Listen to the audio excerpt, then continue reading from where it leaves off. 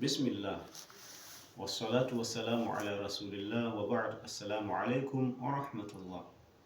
A bidiyon da ya gabata na yi bayani akan misalai na ikhfa'i na harafi biyar na ƙarshe daga cikin haruffa 15 na ikhfa'i, inda muka yi misalin su a wurin nuna sakina da tanwini. Insha Allah ta'ala a cikin wannan bidiyo za mu yi bayani akan dalilin da yasa aka yi ma ikhfa'i gunna mai kauri a wani wuri, kuma a wani wuri a yi gunna mara kauri, kamar yadda muka ba da misalai a baya.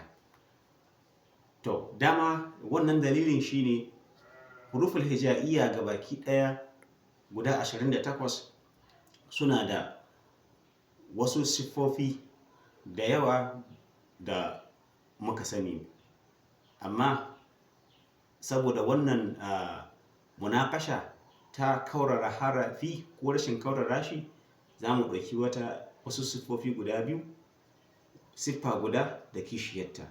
Ma'ana siffa guda ita ana kaurara waɗannan haruffan da adda wannan siffa, ita kuma kishiyarta ta biyu waɗannan haruffa da adda wannan siffa ba za a kaurara su ba.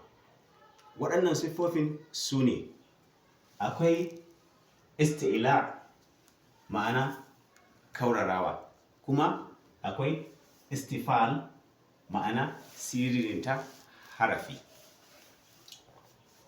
Idan muka duba nan, huruful istifal isti'la guda 7 ne. Cikin sauƙi malamai sun ba mu yadda za mu yi mutuna su. Ga baiti nan: khussa daghatin qim. Idan muka ce wannan hu ga ha'un, sa ga sadun, badun, ghainun, ta'un, qafun da dha'un. Waɗannan a takaice su ne huruful isti'la, ma'ana haruffan da ake kaurarawa. To amma nan idan muka duba cikin haruffan ga guda 7, akwai 2 daga cikinsu ba na ikhfa'i ba ne, amma duk da haka nan ana kaurara su, ma'ana su ne ghainun da kha'un. Kun ga su ba na ikhfa'i ne ba, su wanda za mu mai da hankali a kansu su ne waɗannan: sadun, badun, ta'un, dha'un da qafun. Su ne idan muka samu ikhfa'in su, wannan za a yi mai kauri. Kamar misali mu ce falyanzur, yanzur, kun ga dha'un ce ga ta nan, kamar dai sauran misalai da muka yi a baya. Sai sifa ta biyu ita ce al-istifal. To huruful istifal su kuma cikin huruful hija'i, idan ka ɗebe huruful isti'la, to sauran gabaki ɗaya su ne huruful istifal.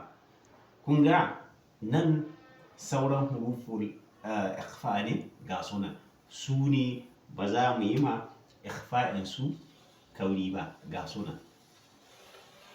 Ko da yake suna cikin huruful istifal gabaki ɗaya, amma muhallin shahid muna magana akan ikhfa ne. To waɗannan su ne sauran huruful ikhfa, waɗanda duk ka samu hukuncin ikhfa'i, ko na nuna sakina ne ko na tanwini ne, gunnar da za ka yi za ta yi siriri, ba za a yi ta yi kaurin idan ka samu ɗaya daga cikin waɗannan ba, ga sunan.